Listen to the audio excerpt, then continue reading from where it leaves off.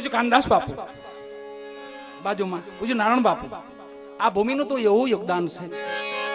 આપણે આજે આ ભૂમિ છે ને, માં ગંગા સતી, પાનબાઈ, ધના ભગા, આ બધા મહાપુરુષોને કેમ ભૂલી જાય વાલા? આ ભજન જે ગવાય છે એ પ્રેમદાસ બાબા ગોદડિયાનું છે. પ્રેમદાસ બાબા ગોદડિયા એનું પ્રમાણ સહિત ભજન છે, પાછું પ્રમાણ સહિત. હાલમાં કોઈ સમય રાધનપુર જાયજો, દર્શન કરજો. પ્રેમદાસ બાબા ગોદડિયા ફરતા ફરતા ફરતા ફરતા રાધનપુર એક મસ્જિદમાં રોકાઈ જાય છે. એકાંત હતી, પોતાની મજા આવી ગઈ, બેહી ગયા. હાજે નમાજીઓ નમાજ પડવા આવ્યા. સાધુને જોઈએ તો અચરજ થયો ને, કહો સાધુ મસ્જિદમાં? સાધુ એક દી કાંઈ ન બોલ્યા. બીજો દિવસ જવા દીધો. ત્રીજે દિવસે કીધું, મહાત્મા આ બીજે ક્યાંય નિવાસસ્થાન કરો, અમારી મસ્જિદને છોડી દો. તો પ્રેમદાસ બાપા ગોદડિયા કહે છે, ભાઈ મને મજા આવે છે, કાંત છે અને થોડું નિરવ શાંતિ છે, મને મજા આવે. તમને કાંઈ તકલીફ કાંઈ કે અમારે નમાજ પડી હોય, અમને વિઘન થાય એમાં? અરે તમે બંદગી કરો ને હું ભજન જ કરું છું વાલા. કે નહીં નહીં એમ નહીં, મસ્જિદ છોડી દો. એમ તો હું નહીં જાઉં, સાધુ છે ને જોગી અઠો, એમ હું નહીં જાઉં ભાઈ. કેમ? રાજાને ખબર પડી. રાજન પોતે આવ્યા, મુસ્લિમ રાજા હતા. આવીને કીધું, બાપુ આપ આ નિવાસસ્થાન છોડી દો, આ જગ્યા છોડી દો, આપ કયો ત્યાં જમીન આપું. પ્રેમદાસ બાપા કે નહીં ભાઈ, પણ રાજા આવે ને એટલે પછી સમજી જવું પડે. આખી દુનિયા આવે ને રાજા આવે ને તે સમજી જવું પડે. સંતો ઓળખી જાય, રાજા એટલે ભગવાનનું રૂપ છે. રાજાને ઘેરે એમને અવતાર ન થાય વાલા.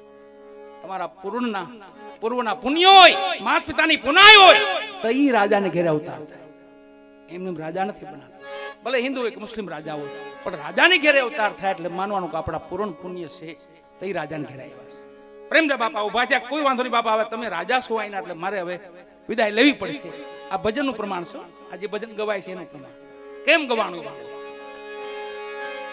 બાપા હાલતા છે, પણ પોતે વિચાર કર્યો કે આને હાવ એમને એમ કેમ જવાને કાંઈક દેખાડતો જાવ. સાધુની શક્તિ હું છે, એની ભક્તિની શક્તિ હું છે. પાંચ પથ્થર લાવી બાજુમાં મસ્જિદ પાસે મૂકી દીધો કે એક કામ કરો, અને દોરાઓ હટાવી દો, ખાલી આગળ વહી જાવ.